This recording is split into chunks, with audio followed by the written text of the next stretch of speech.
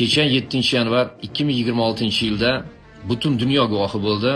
Amerika Qo'shma Shtatlarining harbiy kuchlari Atlantika okeanida va Karib dengizida Rossiyaning ikkita Marinera va Sofiya nomli neft tashuvchi tankerlarni qo'lga oldi.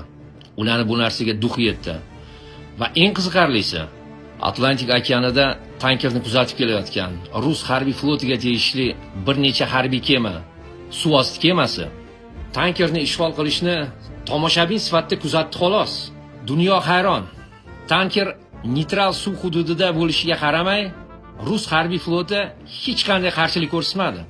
Amerika Qo'shma Shtatlari Tashqi ishlar departamenti tanker ekipajini Amerika qonunchilik bo'yicha sud qilinishini bayon etdi. Bu yerga endi nima deysizlar? Yaqingacha hech kim Amerika Qo'shma Shtatlarini Rossiyaga nisbatan bunday xatti-harakat qilishi mumkinligini даже tasavvur ham qila olmasdi. Kimdir Amerika Rossiyani kamsitdi desa, kimdir Amerika bugungi kunda global dunyoda Rossiyani asl o'rnini ko'rsatib qo'ydi deb e'tirof etyapti. Nima bo'lganda ham dunyoni g'ovur-g'uvuridan yurtimizni Allohim o'z panohida asrasin.